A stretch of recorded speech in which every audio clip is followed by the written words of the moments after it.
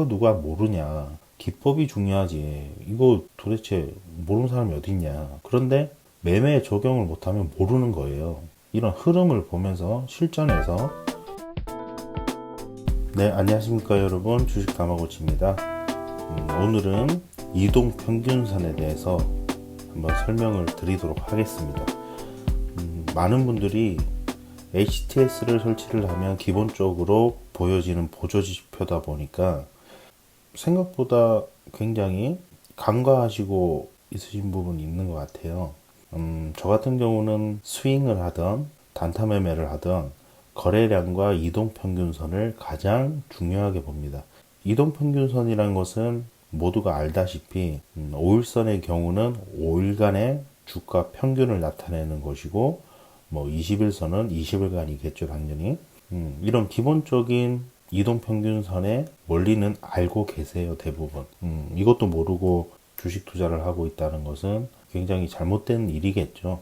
이 정도까지는 다들 아실 겁니다. 아시는데 매매에 적용을 해야 되겠죠. 이동평균선을 어떤 관점으로 바라보고, 그리고 매매에서 어떤 관점으로 적용을 해서 실질적으로 써먹을 건지는 그렇게 중요하게 파보지는 않으시는 것 같아요. 왜냐하면 손절하시는 분들이나, 그러니까 손절은 뭐 누구나 다 하죠.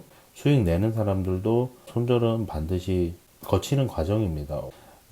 손절이 많으신 분들, 계좌가 계속 마이너스가 나시는 분들은 꼭 하락 추세에서 매매를 한다라는 거죠. 하락 추세에서는 지난 강의 때도 말씀드렸지만, 하락 추세는 하지 말자고 말씀드렸지만, 하락 추세는 이동평균선만 보면 아주 쉽게 파악을 할 수가 있습니다.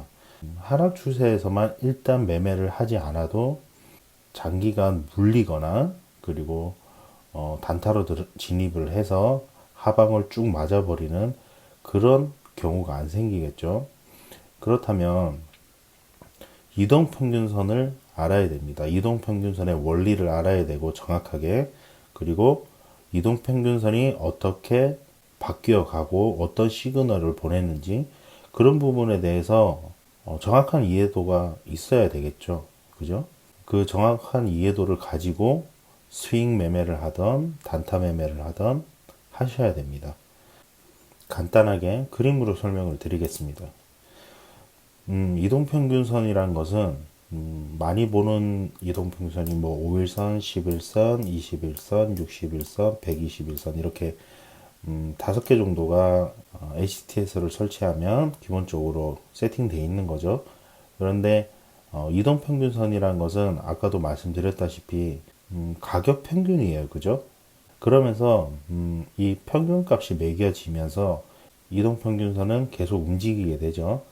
상승을 했다가 하락을 했다가, 그리고 다시 상승을 했다가 하락을 했다가 다시 상승을 하고 하락을 하고. 흔히 말해서 이런 구간을 눌림 구간이라고 하는데, 눌림을 뭐 특별하게 뭐 캔들을 분석하며 거래량을 분석하며 뭐 그렇게 세부적으로 디테일하게 볼 수도 있지만, 단순하게 이동평균선만 봐도 거래량이 터지면서 상승한 뒤 눌리는 구간, 이동평균선 단기선이 잠깐 꺾이는 구간, 이런 구간들을 눌린 구간이라고도 해요. 상승 추세를 이렇게 쭉 이어가는 경우에서 눌린 구간에서 이렇게 매매하는 방식도 있고, 이동평균선은 이렇게 계속 상승과 하락을 반복하면서 올라가게 되죠. 그러다가 어느 순간 이동평균선이 탁 하고 꺾여서 내려가는 경우가 있어요. 그죠? 네. 반대로 이렇게 내려가는 경우가 있는데, 상승할 때는 많이 상승을 하고 하락은 조금 하고, 많이 상승하고 하락은 조금 하고 다시 상승하는 이런 추세가 유지가 된다면, 하락할 때는 많이 떨어지고 반등은 좁고, 많이 떨어지고 반등은 좁고, 많이 떨어진단 말이에요. 그래서 단타를 하시던 스윙을 하시던 하락 추세에서는 웬만하면 하지 마시라, 이렇게 말씀을 드리는 거예요. 단기 반등을 잡는 그런 매매는 안 하시는 게 좋아요. 그죠? 전한편에도 말씀드렸습니다. 오늘은 이동평균선이니까 그 부분은 생략을 하고, 이동평균선 같은 경우는 이렇게 뭐 계속 반복적으로 이렇게 흘러다녀요. 그죠? 상승 구간과 그리고 하락 구간, 그리고 또 시간이 지나면 이 뒤에서 또 상승 구간이 다시 나와요. 그죠? 이것의 무한 반복인데 잘 아시겠지만 수렴과 그리고 확산이라고 합니다. 확산. 그런데 뭐 이렇게 말씀하시는 분도 있겠죠. 아, 그거 누가 모르냐? 그거 누가 모르냐? 기법이 중요하지. 이거 도대체 모르는 사람이 어딨냐? 그런데 매매에 적용을 못하면 모르는 거예요. 여러분.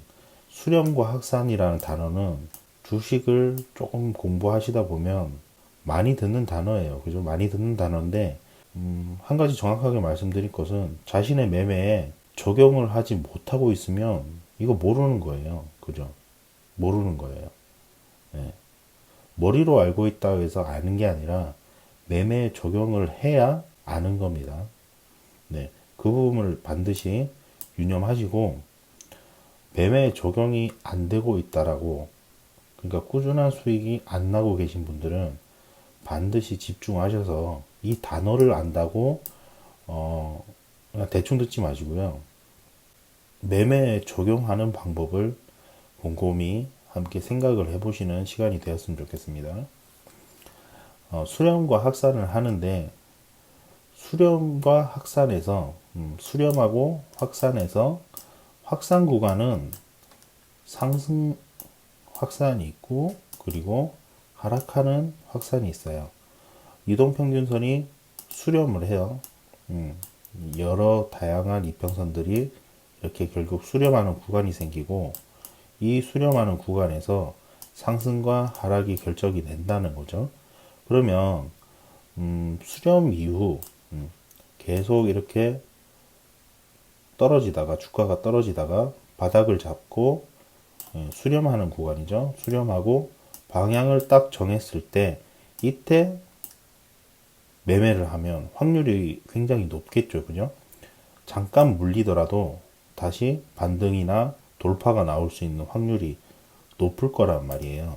이런 기본적인 원리를 생각을 하고 매매에 임하면 단타든 스윙 매매든 확률이 굉장히 올라가는 것을 경험하실 겁니다. 근데 사람이 돈 앞에서 머리가 굳죠. 도박적인 심리로 인해서 매매에 막상 들어가면 이런 기본적인 것들을 다 잊고 그냥 감각적으로 투자를 한단 말이에요. 분봉상 그리고 호가창상 막 불뚝불뚝 거리잖아요. 막 숫자 1, 1, 1, 1, 10, 1, 1, 1 막 이렇게 나오면서 이런 모습 그냥 매수가 훅 들어간단 말이에요. 그러지 마시고요. 오늘 이동평균선에 대해서 말씀을 드리는 이유는 주가란 것은 일봉이든 분봉이든 반드시 이런 과정을 거친다는 거예요. 주가가 하락을 합니다. 그리고 계속 떨어질 것만 같았던 주가가 갑자기 바닥을 잡아요. 그죠? 바닥을 잡다가 딱 갑자기 돌파가 나오는 구간이 생겨요. 안전하게 바닥을 다지고 돌파가 나온단 말이에요. 그럼 당연히 이동평균선도 계속 여기서는 역배열로 떨어지다가 이 구간에서 수렴과 확산을 계속 지속적으로 반복하면서 장기선이 이렇게 쭉 내려오는 것을 슬슬 돌려내고 있겠죠. 그죠? 뭐 예를 들면 뭐 121선 같은 장기선을 쭉 돌려내고 있을 거란 말이에요. 그 구간에서 탕 하고 방향이 바뀌는 구간이 생기죠. 그러면 이 기간은 얼마나 될지 아무도 모르지만 분명한 것은 반드시 이런 구간이 생긴다라는 거예요. 이런 구간. 분봉이든 일봉이든 똑같습니다. 시간의 차이만 있을 뿐이지 똑같아요. 그러면 이런 구간에서 상승 추세에서 계속 매매를 하면 아무래도 수익 볼 확률이 높겠죠. 그죠? 하락하는 구간에서는 반등이 약하고 하락이 길기 때문에 단타를 임할 때나 수익 매매, 모아가는 매매를 할 때도 이런 구간에서는 하는 게 아니죠. 제가 유튜브 채널을 통해서도 계속 반복적으로 말씀드리는 부분이 바로 이런 이유예요. 그러니까 이평선이 계속 밀고 내려오는 구간에서는 스윙이든 단타든 하는 게 아니에요. 결국 이평선이 수렴을 하고 딱 방향을 틀어내는 순간, 이 순간, 그리고 틀어내고 지지가 당연히 나와야 되겠죠. 하단 지지가 강력할 때, 그러면 그래도 상방으로 움직일 가능성이 높겠다. 그때 매수 타점을 잡는 거예요. 그런데 뭐 뭐든지 100%는 없어요. 그죠? 100%는 없고, 여기서 마치 상승할 것 같이 하다가도 다시 내려오는 경우가 있어요. 그럴 때는 손절하고 나오는 거예요. 뭐 별거 없어요. 그죠? 주식은 눈으로 보이는 그대로 매수하고 매도하면 되는데, 매도가 반드시 수익일 일은 없어요. 수익 구간에서 수익을 만들어 가는 것도 중요하지만, 손실 구간에서 손절매를 빨리 끊고 나오는 것도 중요하기 때문에, 이런 구간에서 매수가 들어갔더라도 이런 하단 지지가 깨지게 되면 일단 나오는 매매도 굉장히 중요합니다. 그래서 이평선, 이동평균선의 경우 수렴과 확산을 반복하는데 반드시 방향을 확인하고 들어가는 매매가 중요하다. 다시 차트를 볼게요. 종목과는 무관합니다. 종목과는 무관하고 설명을 위해서 이렇게 한진칼이라는 종목인데요. 지속적으로 수렴과 확산이 반복되죠. 보시면 수렴한 구간에서 이렇게 확산이 나왔어요. 확산이 나왔고 워낙 단기적으로 강했던 종목이라서 금방 틀어내서 다시 우상향으로 바꿔버렸죠. 그죠? 엄청난 시세를 준 종목인데 지우고 다시 보면 수렴 후 확산, 그죠? 그리고 다시 하락 추세를 겪다가 워낙 강했던 종목이라 빨리 돌려내고 또 상승 추세가 나왔어요. 근데 지금은 어떻습니까? 하락 추세를 한번 타더니 여기서 완전히 역배열로 전환되죠. 완전히 역배열로 전환되면서 지금 확대를 해서 볼게요. 이 회색 선이 120선이에요. 이 회색이 120선인데 머리 위로 계속 단기선과 중장기선을 돌파하지 못하고 때려 맞고 내려오죠.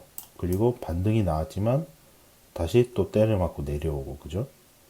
그러니까 계속 이게 하락 추세예요. 하락 추세. 워낙 센 종목이었기 때문에 반등도 제법 크게 나왔지만 결국 쭉 흘러내렸어요. 그죠? 쭉 흘러내렸고, 이게 제가 말씀드리는 하락 추세고, 수렴, 이동평균선의 수렴 구간을 저는 이런 구간을 보는 거예요. 이런 구간. 예. 이동평균선이 하락 추세가 강하게 이어지다가 어느 순간 봤더니 단기선들이 이렇게 꿈틀꿈틀 틀어 나오면서 중장기선들을 먹었어요. 그죠? 먹고 간극이 좁아지면서 중장기선 위로 올라타는 그런 구간이 이렇게 발생을 하고 있다라는 거예요. 그러면 이게 일봉이든 분봉이든 시간의 차이만 있지 똑같다고 말씀드렸습니다. 원리는요. 그러면 이런 종목들은 단기적으로 이 구간이 지지가 되면 당연히 위로 튈 가능성이 있겠죠. 그런데 이 구간에서도 당연히 내려오는 경우도 있습니다. 다시 역배열로 전환되는 경우 많아요. 그런 거는 이제 뭐 일봉도 이렇게 참고해서 하는 건데 지금 계속 하락 추세를 맞다가 보면 캔들도 굉장히 커요. 그죠? 캔들도 굉장히 큰데 지금 이평선을 분봉상으로 이평선을 수렴하는 구간에서는 이렇게 하루 이틀이죠. 캔들 몸통도 굉장히 작아져 있는 모습을 볼 수가 있어요. 그죠? 그러면 일단은 지금은 어느 정도 지지가 나오고 있다. 이렇게 판단을 할 수가 있겠죠.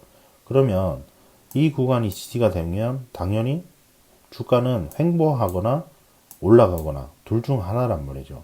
그러니까 이동평균선을 보면서 그런 유추를 해볼 수가 있는 거예요. 그러니까 이거를 매매에 적용을 하면 굉장히 매매가 심플해지고 손절도 편하겠죠. 왜냐하면 기준이 확실하니까, 그죠? 이동평균선을 단순히 그냥 5일간의 주가 평균 뭐 이런 단순한 개념만 가지고 있지 마시고요. 이런 흐름을 보면서 실전에서 내 매수 포인트를 잡을 때도 그런 것들을 좀 적용을 시켜야겠죠, 당연히. 머리로만 알고 그 단어 뜻, 뭐 이런 것만 안다고 해서 아는 게 아니라 내가 매매를 할 때도 적용을 시킬 수가 있어야 되겠죠, 그죠?